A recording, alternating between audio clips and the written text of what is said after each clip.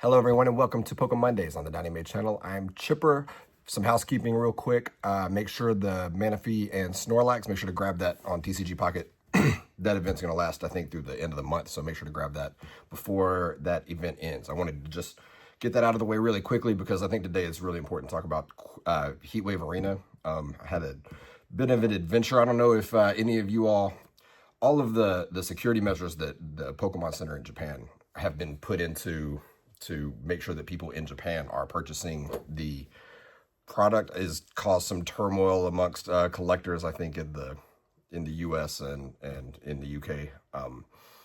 I have the luxury, I guess, of having a Japanese telephone, Japanese address, so I can send stuff there, and then whenever I go back to Japan, I can pick it up there. It's always good to have a critical redundancy in your collecting options. But I always try to at least get a box or two from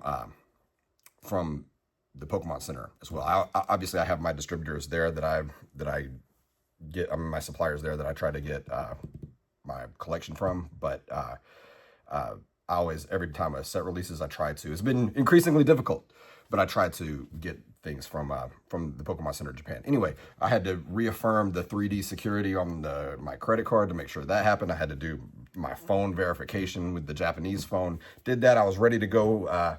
This was Thursday night in Central Time where we are, and I right when it came out, like I was like, yep, boom, and then notice on the site like, oh, we're actually going to delay the release for this. But because, like I said, I'm a preacher of critical redundancy, if nothing else. So I have from my supplier here. I'm gonna open it up. Hey, actually had a another Battle Partners booster box that I ordered from them as well. But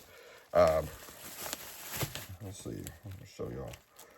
Yeah, there's the Battle Partners. But this is there it is. So we're here even before the Pokemon Center is selling these there. Oh, I actually got a star. I actually ordered a Starbreath as well. And again, I've seen like some crazy prices on some of those on the Heatwave arenas from people in the US. And if y'all are interested, I mean, like I said, I saw $120 and then maybe with the promo like $130. Like I can definitely, if anybody else wants to is interested in like getting it from the supplier that I get it from, I can definitely get it for at least that price, if not better. This was quite a bit better than that price. So if you are interested in getting some cheaper booster boxes in the future, we'll see. When the Team Rocket set comes out or whatever, just let me know. Leave a comment below, and I'll start putting together I might put together a group of people to start ordering that from. So oh yeah, I got the booster packs too from those.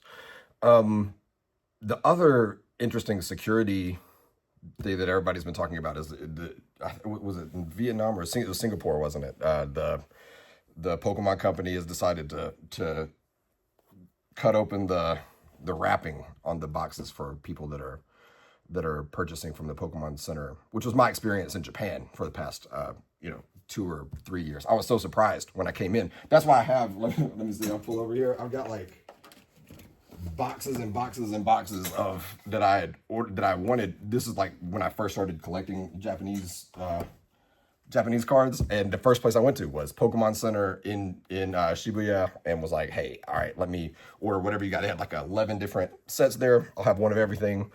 They're like, okay, yeah, and they told me the price, did it, and then just cut it right in front of my face.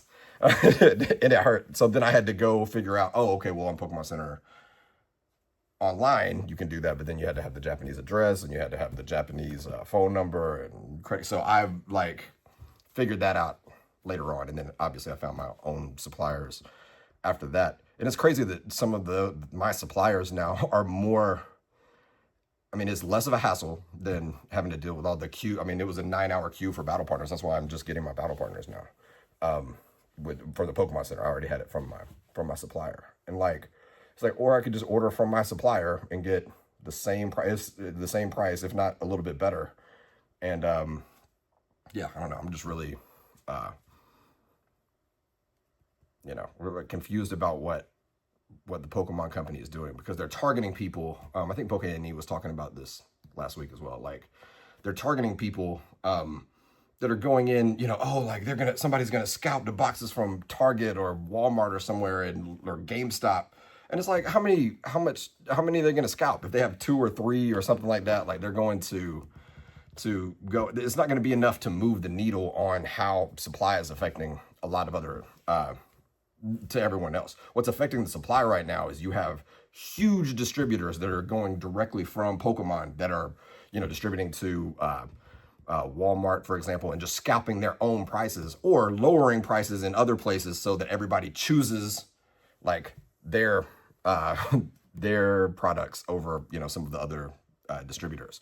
And I think that is happening on such more of an aggregate scale, like a macro scale, that it's so much more of a problem, and Pokemon's doing nothing about it.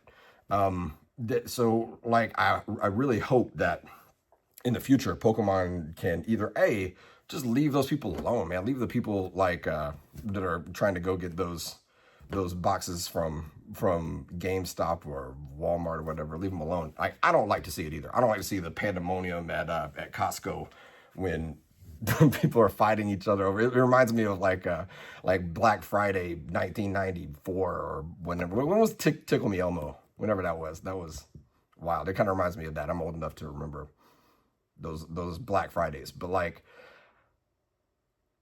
at the same time, that's not what's really affecting, what's driving these ridiculous prices on ETBs. And ETBs are supposed to be $60, and you're seeing them what, $250. Like it's ridiculous. I'm trying to think what they can do. Oh, but what I was talking about was the crackdown on those. So like the vending machines, they're limiting 1 or 2 per box. Perfect. Do that. If you want to limit purchases, that's the way to do it. Just say, hey, we're going to limit you to 1 or 2 and it's over. And I feel like there are security things that you can put into place. Even the Pokemon Center International, the Pokemon Company International, like they can do things that the Japanese company does. Like you saw the Japanese company they had that one set, that Battle Partners, where there were so many people that just ordered. There's a 9-hour wait or something, and then they're like, we're never doing this again. So they cut down on the cell phones, cut like cell phone verification, and really cut a lot of those people that are shipping to not real addresses and doing that. That's affecting those guys. So there's some real things that they can do, but you really need to fix your direct relationship with your distributors before you start targeting like actual customers, because they're of the opinion that like, oh, real people that are doing that are going to like open up packs and do that. And especially with the pull rates that you've seen from Journey Together, like, or Prismatic Evolution, like you could never, I will never open that ETB back there. Like, it's ridiculous just because the pull rates are so low. I'll take my 1 box, I'll put it into my seal collection, and it's done. But to say that hasn't been a part of the hobby like this entire time, like since Pokemon started, is really weird. And it's a weird group of people to target, because there is a difference between collecting and then the investor scalper people that are trying to like make a bunch of money off of that. The collectors, I feel like, have a good place in the ecosystem of Pokemon, as do obviously people pulling packs and playing the game, the competitive players as well. But the scalpers that have come in, those the market bros and investors, we'll call them. Like, I don't, it's a slippery slope. I don't want to target anybody right now, but like it's a slippery slope to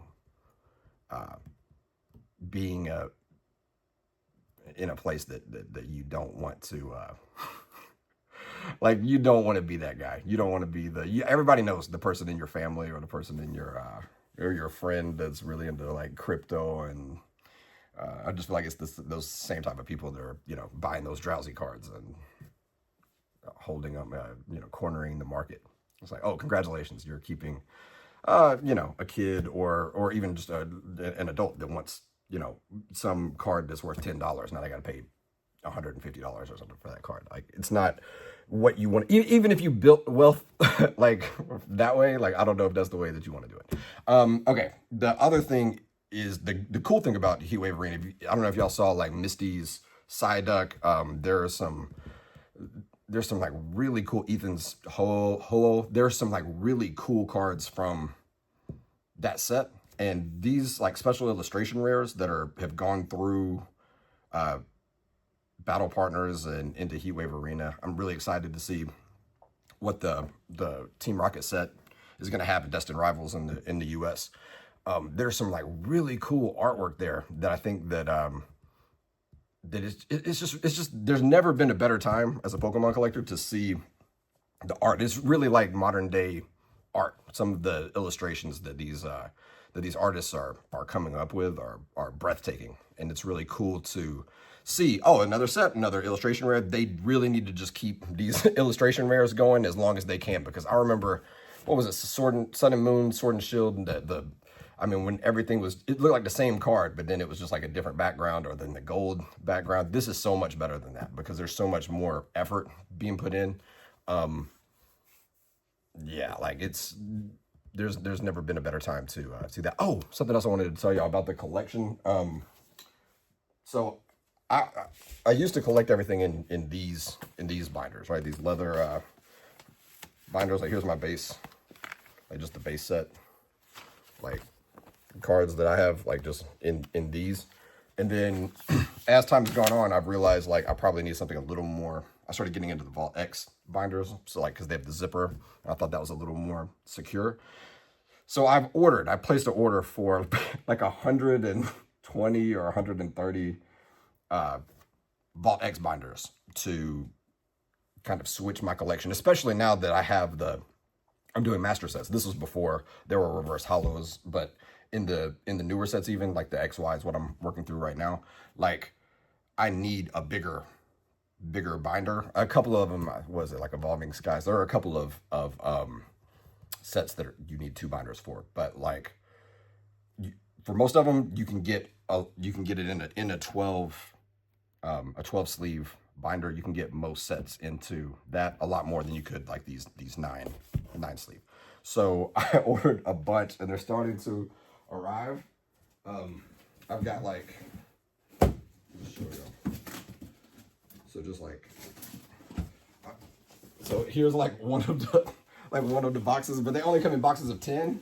So there's like, right now I have like 5 of these boxes over here, but there's supposed to be like, I don't know, 7 or 8 more coming. But I'll show y'all once they all come.